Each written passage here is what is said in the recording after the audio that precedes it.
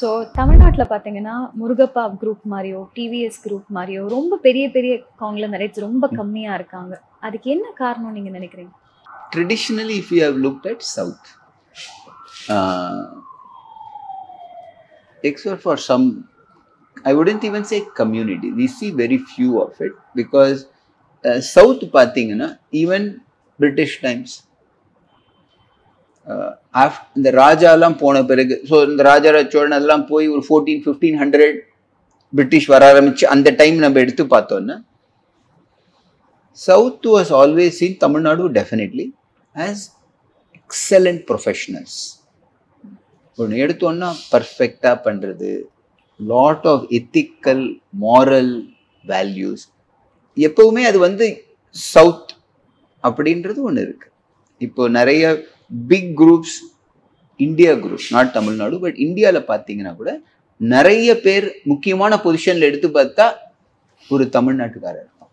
ஏன்னா very loyal, very reliable, கரெக்டாக பண்ணுவாங்க, ப்ரொஃபஷனலாக பண்ணுவாங்க, வெரி ஹார்ட் ஒர்க்கிங். நம்ம அந்த மாதிரியே ஒரு மைண்ட் செட்டில் வந்தது.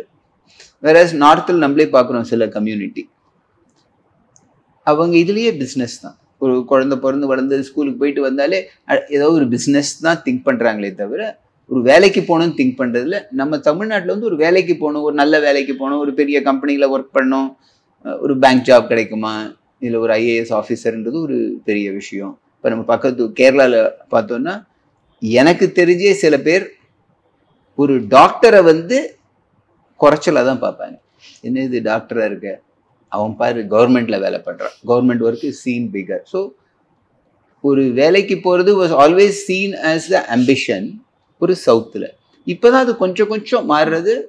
ஒரு முருகப்பாவோ டிவிஎஸ் எல்லாம் வந்து I would say is an exception. இங்கேருந்து வந்தது வந்து நிறைய ஃபென்டாஸ்டிக் ப்ரொஃபஷனல்ஸ்.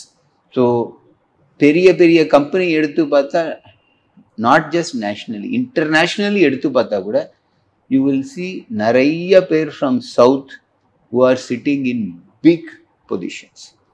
த சிஇஓ பெப்சி நம்ம ஊர்லேருந்து போனவங்க தான் அவங்க. அந்த மாதிரி பல பேர் who have gone big.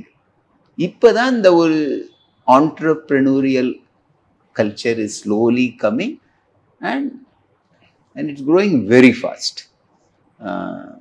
But that's been part of the traditional mindset of South. Tamil Nadu definitely